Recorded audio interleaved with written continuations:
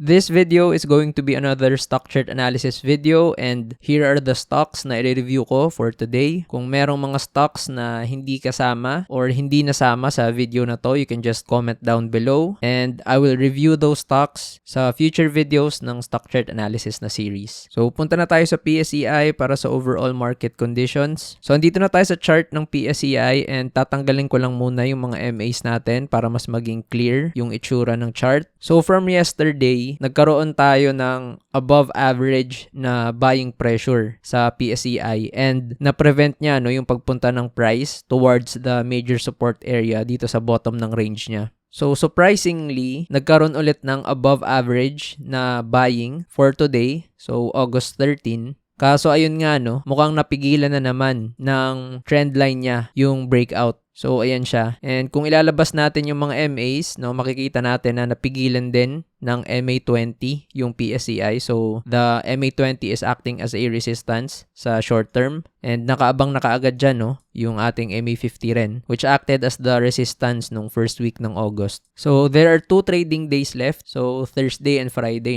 So most likely malalaman natin this week kung ano yung gagawin ng PSEI. Kung tuluyan na ba siyang makakalabas dito sa upper part ng trend line niya and makakalabas na siya sa channel, or mapipigilan talaga ng channel or ng upper part ng trend line niya para i-revisit niya talaga yung bottom part ng range para makahanap siya ng support. So syempre maganda na makalabas na siya dito finally, Kasi pag nag-revisit nga ulit siya dito sa baba, then baka mag-consolidate lang siya before niya i-try i-test na mag-breakout sa upper part ng trend line. And medyo mas marami na yung resistance nun kasi sigurado makakasunod na yung MA sa prices by that time. So mas maganda syempre na this trading week makalagpas na siya sa upper part ng trend line tas above ng lahat ng MAs. So that's the only significant change chart-wise. Pero still, slightly bearish pa rin at hindi pa rin nga siya nakakalabas sa upper part ng trend line niya. So andun pa rin tayo sa bearish side na magre-revisit siya ulit sa bottom part ng range or andito pa rin siya sa loob ng trend line. So tingnan natin sa natitirang trading week. So punta tayo sa unang stock, MER. So meron na tayong mga drawings dito and mga na-plot na key levels. So ulitin ko lang yung ating S1 around 528.70 na area. Yung S2 natin around 517.4 and S3 around 502.69. For the resistance, yung R1 natin around 55750 and for the R2, yung range yung double top. So that's around 580 up to 584 area. So the last time that I reviewed MER around August 3, so over the weekend yon. So August 1 yung last na candle nun. So kung titingnan natin, walang masyadong difference pagdating sa MER. Andun pa rin naman siya sa loob ng range. So sabi ko nga last time, ito kasi yung current range ng MER So S1 being the bottom part of the range and R1 being the upper part of the range. Since MER is still in a consolidation, I still have the same bias pagdating sa kanya. Magko-consolidate lang to until eventually buying pressure increases for it to break out sa R1. And if the buying pressure is still strong enough, then it might test yung ating R2, Pero alam nyo naman na pagdating sa mga big cap stocks, sa mga blue chips, first liners, whenever they make a breakout, hindi naman siya yung automatic na tumataas ng 10%, 15% sa loob ng isang araw. So, ang mas usual na nangyayari is pag nag-breakout siya, nagkakaroon muna ng small consolidation or even a bigger consolidation compared to most. Tapos saka siya magte-test na mag-breakout ulit. And I think yun din yung mangyari dito sa MER. Pero still, possibility naman na within 5 days, mabutas niyan kung malakas talaga agad yung buying pressure. So, unlikely lang na mangyari yun. And ganun pa rin, ayaw pa rin natin na mag-breakdown siya sa S1 because, syempre, that would mean punta tayo nito sa S2, And pag nag-breakdown pa further sa S2, then most likely S3 na yung pupuntahan niya. So, the next dividend for this stock, August 26. So, cash div around 2%. So, kung andito pa rin yung prices by that time, if we put 2% here, then most likely it will revisit yung ating S1 support. If it goes anywhere lower sa prices na to, kung sa bottom range siya makakuha ng support before the 3rd week of August, then most likely magbe-breakdown talaga siya sa S1 and baka sa S2 siya makahanap ng support. So, in the coming days, kung mag-breakdown man sa S1, and dito siya mapunta no around 522.50 price area, then most likely magbe-breakdown siya sa S2 pagpasok ng ex-date ng divs. So, syempre maganda na talaga na sa MER makapag-breakout na siya soon kahit dito man lang sa R1 no.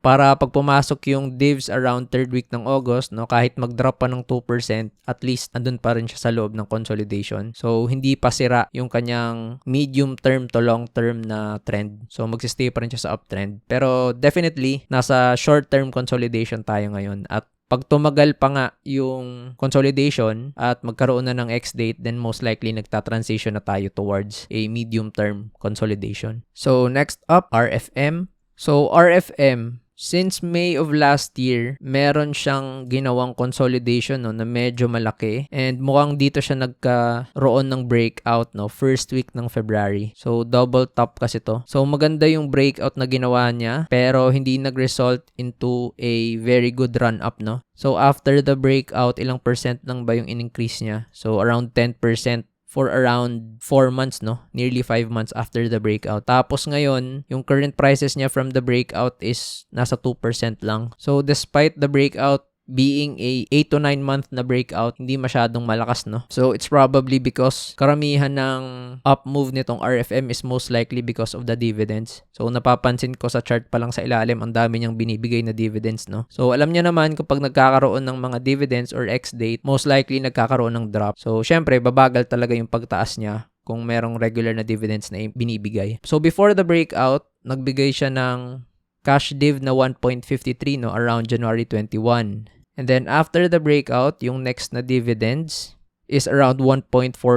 So that's the possible reason kung ba't nagkaroon din siya ng dip. Tapos tumaas ulit siya nitong June, tapos bumaba din ulit, no? And nagkaroon na naman nga ng dividend na around 2%. So tingnan natin kung kailan ba yung next niya na dividends na possible. So last year, na-announce nila October 22, tapos ex-date is around November 5. So, it's a possibility na by November meron ulit. And then, yung sunod na nun is January na, so 2026 na to. So, ibig sabihin bandang October, no? Possible magka-announcement. So, lagyan natin ng line dito. And first week ng November, yung kanyang ex-date. So, hindi natin sinasabi na yan talaga yung schedule. Binibase lang natin sa ginawa niyang move last year. So, tanggalin natin itong mga previous drawings niya sa range and focus tayo sa itsura ng chart ngayon. So, in the short term, it looks like nagkakaroon ng consolidation sa RFM. So, ito yung price niya. And kita naman natin yan, no? Since first week of July, nagkakaroon siya ng consolidation. So, the low of this range is 4.11. So, of course, S1 natin yan. And possible S2 natin around this area. So, 4.05. And possible 4.08 din, no? So, ibig sabihin range yung S2. And then, the bottom part ng swing low na to is around 3.96.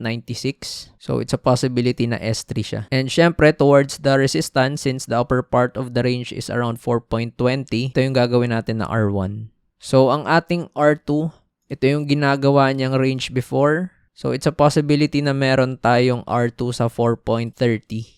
And syempre, yung upper part ng range na to, pwede nating makonsider as R3. So, sa RFM, it's in a short-term consolidation and medium-term consolidation as well. And looks like from a long-term uptrend, yung early sign na to, no, ng kanyang long-term consolidation kasi ang tagal na ang lapit niya sa MA100. So, ibig sabihin, for this stock to continue, kung ano man yung ginagawa niyang uptrend before, dapat makalagpas talaga siya sa 450, no? So, when that happens kasi, pag nakalagpas siya dito sa 450, halos inuulit niya, no? Yung ginawa niyang move na ganito, last year ng May pa. So, hindi ko sinasabi na pag nag-breakout siya sa 450, gagayahin niya yung exact move na to, na after ng breakout, nag-increase siya ng 20%. Sinasabi ko lang na, as reference, na pag yung RFM, nagkakaroon siya ng breakout after a medium term na consolidation, nag-i-increase yung price. So, we're just going to follow yung pattern niya na ganun. Kasi pag hindi pa to nag-breakout soon, tapos papasok na naman yung mga dividends, no? Then, most likely, pag nagkakaroon siya ng price rally, mabebentahan lang din, tapos babalik lang din ulit sa ilalim. Kaya magta-transition talaga siya into a medium term consolidation and even long term consolidation. So, ito yung nangyari dito sa matagal niyang consolidation. Within this period, no? Sa consolidation niya na to, halos tatlo, no? Or nearly 4 na divs yung nabigay, kaya laban bawi yung buyers at sellers dyan. So, it's a possibility na kung ito yung first part ng dividends around this area, so kung isipin mo, halos 6 months, no? Or more than 6 months na magkakaroon ulit ng bigayan ng dividends dito na 2 to 3 times pa. So, syempre, you wouldn't expect na sobra yung itataas ng price unless magkaroon siya ng sobrang gandang sentiment or positive sentiment. So, ngayon sa RFM, yung naging cash div last year around October to November is 3.86%, no? So, 4%. Let's assume na yung price andito lang banda sa ilalim ng R1 by that time. So, pag nag-drop to ng 4%, so, in between siya ng S2 tapos S3 mahuhulog, no? Kapag naman nag-hover lang siya above ng R1 pero below ng R2 tapos 4% drop, then somewhere between S1 to S2 yung pwede niyang mahulugan. Kapag naman near R3 tapos nahulog ng 4% because of the divs, at least nasa R2 lang siya, no? Gagawin niyang support yung R2. Pero pag nag-breakout nga siya by September or October na gusto nating mangyari, dapat at least above 4.69 na price area para pag nag-drop ng near 4%, nasa taas pa rin siya ng 450 and above pa rin sa lahat ng MAs, no? So, kung magiging optimistic lang tayo ng sobra sa RFM, dapat above siya ng 4.70 before October at ma-maintain niya yung level na yun. Kasi pag hindi siya nag-breakout sa R3, then most likely yung lalaroan niyang prices between R2 to S3 lang. And on the downside naman, ayaw natin syempre na mag-breakdown siya sa S3 kasi ang lalim na ng next na support, no? Around 3.60 plus area na kasi ito yung previous range niya. So, pwedeng dito siya mahulog eventually, no? So, kung bababa siya, tapos may papasok pa na dividends na 2 or 3 within that period, then most likely pwede siyang pumunta talaga sa ilalim. So, at a minimum, dapat breakout sa R2 before October and pinaka-optimistic, dapat mag-above siya ng 4.69. If hindi mangyari yon, then most likely consolidation, tapos dividend play, or pababa tapos dividend play lang yung trade idea sa stock na to. So, next up, GSMI. So, sa GSMI, meron ditong previous drawings, pero medyo matagal na. So, may araw dito around July 18. So, probably na-review ko to around this time, no? July 18, July 19. Yung range kasi ng GSMI, yung low niya is 280. And we can see that after the review, bumaba siya, tapos dito siya ulit nakahanap ng support. So, basically, yan yung kanyang double bottom support and low ng range. So, syempre, since nag-support na yan dyan, gagawin na nating S1 yung 280. Tapos, yung ating S2, most likely is this area. Kasi meron tayong previous swing low dyan. And possibly even this area, no? Kasi may previous resistance. So, ibig sabihin, yung 268 up to 265 is a possible S2. So, yan yung range niya. So, tanggalin na natin tong arrows. And the high of the range is 308. So, of course, yan yung ating R1. And currently, andun pa rin siya sa loob ng consolidation. So, na-mention ko dito na ang pinaka-ideal na mangyari siguro sa GSMI is mag-breakout siya sa range na to, no? And magkaroon siya ng consolidation. So, after nearly 3 weeks, no? Mag-iisang buwan na, dun pa rin siya sa loob ng range. Kahit papano okay, kahit hindi siya nag-breakout, at least hindi siya nahulog ng S1 at hindi niya naabot yung S2. So, ngayon, andyan pa rin siya sa range na yan. So, for GSMI, wala pa rin halos difference sa stock na to. It's still in a consolidation nga, no? So, kita naman natin yan sa lahat ng candles. So, it's in a short-term consolidation, medium-term consolidation, and somehow, nagtatransition na into a very early part ng kanyang long-term consolidation kapag hindi pa siya nag-breakout sa 308 kasi humabol na yung MAs sa price since May pa, no? So, ibig sabihin, 3 months na halos na yung price malapit lang sa MA 100. So, that's why I'm saying it's a possible early sign na magsa-start na dito yung kanyang long-term consolidation. But of course, manenegate nga yan pag nag-breakout siya sa R1 niya, no? Sa 308 na price area. So, ang next for GSMI looks like merong dividends. So, 0.52 plus 0.87. So, maliit lang naman. So, around 1.3%. So, if prices stay here and mag-breakdown siya ng 1.3 to 1.5, then wala halos difference, no? Above pa rin siya sa lahat ng MAs when that happens. So, basically, andun pa rin siya sa loob ng consolidation. So, only time can tell pagdating dito sa GSMI kung ano ba yung gagawin niya. So, magbe-breakout ba siya sa 308 to continue the short-term uptrend and negate the medium-term to long-term consolidation? Or bababa ba siya sa S1, no? And transition into a short-term downtrend and possibly a medium-term downtrend. So, crucial na makalagpas talaga yung GSMI sa 308 na resistance to continue yung optimistic scenario natin. So, next up, MREIT. So, sa MREIT, much like MER Na-review ko rin to last week, no? Around August 3. So, ano na ba yung nangyari so far after that review? So, I mentioned there that this is the range of MREIT and yan most likely yung gagalawan niya na price. So, nagkaroon nga ng bentahan noong August 5 and what happened was nag-breakdown siya sa S1, no? So, supposedly may support sana siya sa S1. So, may resistance kasi tayo dito. Pero hindi niya na inintindi at dumiretso na siya sa S2. So, ibig sabihin, tatanggalin na natin to, yung S2 and this line here. So, ang gagawin na natin na S1 is yung bottom part talaga ng range niya and S2 will now become 13.90. So, ito na yung ating S2. And ganun pa rin sa R1 natin since andyan pa rin naman yung swing high at 14.65. So, looks like it's in a big consolidation pa rin. But still, the trend is still intact. Andyan pa rin tayo sa medium-term uptrend niya, no? And looks like long-term uptrend pa rin naman. Pero of course, in the short term, consolidation pa rin to with a possibility na short-term uptrend nga pag nagstay pa yung consolidation near the highs of the range, no? So, ang magandang gawin ng MREIT, hindi na siya bumaba ng MA20. So, dito na siya dapat magkaroon ng consolidation before siya mag-breakout sa R1, no? Kaso lang, merong naglalapit na dividends. So, 1.72% by August 27. So, let's say na dito lang siya maglaro sa prices na around 14.40 and mag-drop siya ng 1.72%. So, mukhang i-revisit niya yung mga lows niya before near the range. At kung maging 2% yung drop, then it's a possibility na habulin niya yung price ng MA50, no? Kung dito naman siya magkakaroon ng price by that time na nag-X date, no, around 14.60 plus. So, kahit mag-drop siya ng 2%, most likely makakahanap siya ng support sa MA20. So, dapat pala dito sa MREIT, magkaroon siya ng consolidation dun sa box na dinowing ko kanina. Pero dapat around 14.60 yung price. And syempre, mas optimistic tayo pag before the X date, magkaroon na ng breakout dito sa R1. And saan ba yung R2 nito? So, medyo mataas. Around 15.90 yung nakikita natin na possible R2 niya. But of course, possibility pa rin na meron tayong mga strike resistances from around 15, no? Pero very minor since meron tayong established structure resistances. Pwede lang maging selling point somehow ng mga profit takers. So next up, BEL. So Bell Corporation. So may very obvious na resistance dito. So double top around 1.77. But definitely, this is not R1. So meron tayong range dito na ginagawa niya. So, it's a possibility na 1.53 yung high nun. So, this is your R1. Making the 1.77 resistance as R2. And yung bottom part ng range na to ngayon, so 1.38 is yung ating S1.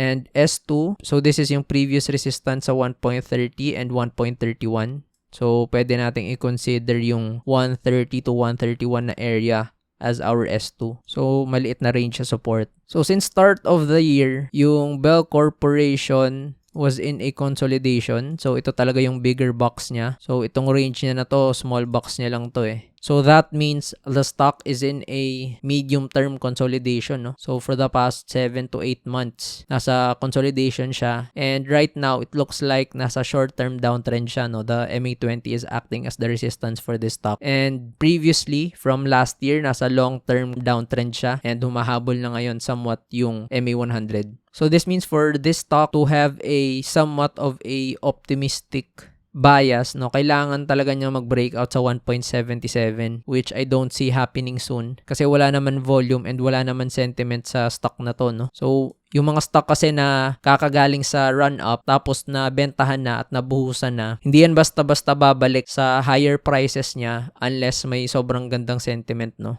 Kasi during this phase of the cycle ng mga stock, most likely ang andyan lang talaga mga sellers. So that's why nabebentahan siya, no, simula pa last year ng May. So kung hindi siya lalagpas ng 1.77, then I don't see it making a very good uptrend. So ang nakikita kong gagawin ng stock na to, most likely andito lang siya sa loob ng consolidation, no. Somewhere around this area at slightly optimistic dito sa bigger part ng range niya. So, ang nakikita kong mangyayari dito, every time na makakaabot siya dito sa upper part ng resistance, baka maka-encounter lang din siya ng selling pressure, no? Kasi galing sa ilalim, around 20% yung gains. So, pwedeng bentahan lang din to ng mga range traders na pumapasok sa stock na to. Pero ayun nga, kung may magandang sentiment, then most likely may makakapagtulak sa stock na to para mag-breakout. Unless meron nun, then I see it just consolidating. So pag nag-breakdown naman to sa S1, then of course, ang i-revisit niyang price is yung S2. Kasi ayun na yung major support niya na next, which is yung previous range pa niya, no? 2 years ago, so September 2023 pa yan. And pag nabutas pa yung S2, then nakikita kong dito lang siya maglalaro sa prices na to. So between 1.10 to 1.30. Kasi ayan naman yung previous range niya eh. So para hindi mangyari yung bearish scenario na yon, kailangan makapag-breakout na talaga itong bell sa 1.77. So next stock, MWC. So for MWC, kaka-breakout pa lang niya sa 52-week high. So 40 yung kanyang resistance. So eto siya. And ito yung bottom part ng range. So nagkaroon pala to ng double bottom support recently, no? Last month. So syempre, yung 36.65 ang ating S1 for this stock. And yung high ng 35.40 since previous range niya to, then pwede natin gawing S2 itong resistance niya before kasi magiging support. And yung upper part ng range niya is 40. So ito yung naging R1 niya, no? And currently from the resistance, so up siya ng 3%. So supposedly support na itong R1, no? Pero i-consider ko lang ngayon na resistance pa siya. So much like what I did sa nickel sa previous stock chart analysis. So tingnan natin kung ano yung possible na R2 ng MWC. So, meron siya ditong previous high around 2013 pa. So, ano ba yung high niya na to? 41.40. So, ilagay natin dito sa horizontal line. So, yung 41.40 yung kanyang all-time high. So, that means nagkaroon na pala ng all-time high breakout, no, sa MWC. So, ibig sabihin itong price na to is yung ating R2. And from here, it's a possibility na kung ibibase lang natin sa psych resistance, then the R3 is supposed to be 50. Kasi may significance yung whole numbers, no? Pero syempre, hindi ibig sabihin na after niya mag-breakout sa R2 at ma-confirm yan,